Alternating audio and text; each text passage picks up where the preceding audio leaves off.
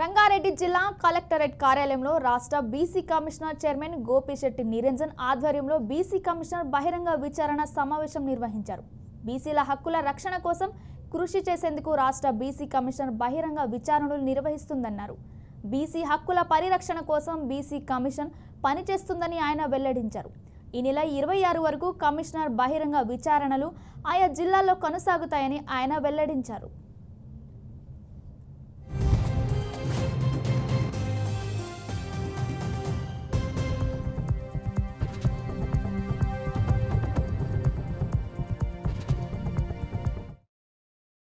రాజకీయంగా బాగా చైతన్యవంతమైన జిల్లా.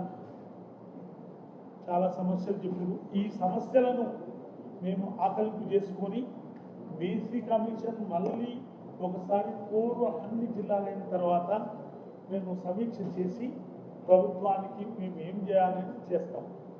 కులగణన జరుగుతున్నది. ఆ దాంట్లో మా మిత్రులు అందరూ, సామాజిక కార్యకర్తలు అందరూ, పార్టీలు, ఇప్పుడు బీజేపీ పార్టీ కూడా వచ్చింది, 42% బీసీలకు ఇవ్వాలని వాళ్ళు కూడా మెమోరాండం ఇచ్చిపోయింది.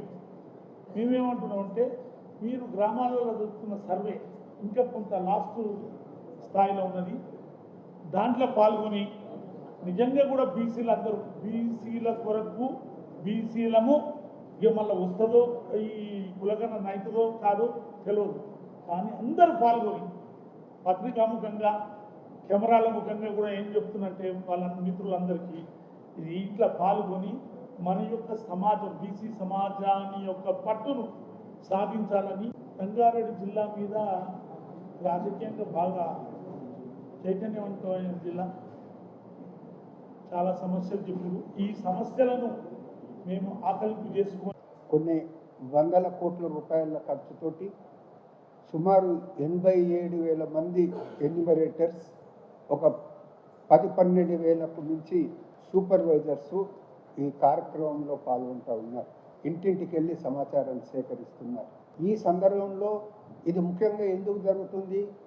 సమాజంలో ఏ వర్గం వారు, ఏ కులం వారు ఎంత శాతంలో ఉండరు దాన్ని తేల్చి ఆ తర్వాత వాళ్లకు రిజర్వేషన్స్ కల్పించి మనం స్థానిక సంస్థల ఎన్నికలకు పోవాలనే ఉద్దేశంతో జరుగుతుంది.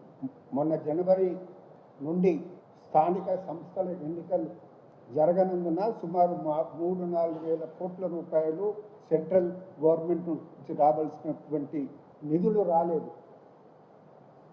అధికారులే ఈ నిధులు తొందరగా వస్తే అభివృద్ధి పనులు చేయగలుగుతాం కాబట్టి ఏదో విధంగా రిజర్వేషన్స్ ఖరారు చేయని ఓటర్స్ లిస్ట్ ఆధారంగా చేయండి అని చెప్పినా కానీ బీసీ కమిషన్ ఖచ్చితంగా ఇంటింటికి వెళ్ళి సేకరించాల్సిందే. అసలు ఎవరు ఎంత ఉందో తేల్చాల్సిందే. అప్పుడే రిజర్వేషన్స్ ఖరారు చేయాలని చెప్పడంతో ముఖ్యమంత్రి గారు కూడా మా వాదనతో ఏకీభవించి ఈ కార్యక్రమాన్ని చెప్పడం. కొన్ని మారుతున్న కాలానికి అనుగుణంగా ప్రజల ఆర్థిక జీవన విధానం మారాలి. ఆ మార్పు రావడానికి మేము ఇది 8వ జిల్లా బహిరంగ సభలు నిర్వహిస్తున్నాము. మీ నుంచి మంచి స్పందన ఉంది, మాకు మంచి ఎంకరేజ్ ఉంది.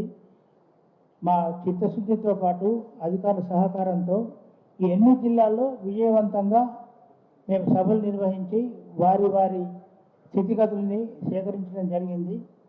అయితే తామాషా పద్ధతిన బీసీలకు జనాభాలో ఎవరికి దక్కాల్సిన వాటా వారికి దక్కాలనేది మా ఉద్దేశం. ఇప్పటి వరకు మేము స్వీకరించినవి కూడా వారి ఉద్దేశాలు కూడా అవే మేము చెప్పడం కూడా జరుగుతూ ఉంది ప్రతిసారి. అందుకు ఈ కులగణ ఉపయోగపడుతుంది. బీసీల జనాభా లెక్కలు తేలితేనే స్థానిక సంస్థలు రిజర్వేషన్లు ఇవ్వడం కుదురుతుంది. కాబట్టి ఈ కులగణలో ఇంటింటి సర్వేలో పాల్గొనే వారికి మీ యొక్క సహాయ సహకారాలు అందించి ఈ కులగణంలో మీకు రావాల్సిన అభివృద్ధి కార్యక్రమాలు తీసుకోవాలా, రిజర్వేషన్ సాధించాలా అని కోరుకుంటూ మారుతున్న కాలానికి అనుగుణంగా ఈరోజు రంగారెడ్డి జిల్లా హెడ్ క్వార్టర్లో జరిగినటువంటి ఈ కలెక్టరేట్లో జరిగినటువంటి కార్యక్రమంలో నిజానికి ఇది చాలా దూరంగా ఉంది జీవన స్రవంతికి. అయినప్పటికీ చాలామంది ఇంత దూరం వచ్చారు, ఆల్వాల్ నుంచి, మేడ్చల్ నుంచి కూడా ఇంత దూరం వచ్చారు. వాళ్ళందరూ కూడా వాళ్ళ ఆవేదనను వ్యక్తం చేశారు. నిజానికి ఈరోజు అంటే ఇది 8వ జిల్లా మేము మేము పర్యటిస్తున్న దాంట్లో నిన్న మొన్నటి వరకు 7 జిల్లాల్లో జరిగిన దానికి ఇవాళ నేను కొత్తగా గమనించిన దాంట్లో ప్రపంచీకరణ నేపథ్యంలో, ఆధునికీకరణ నేపథ్యంలో ఇవాళ పరుగులు పెడుతున్నటువంటి సమాజం.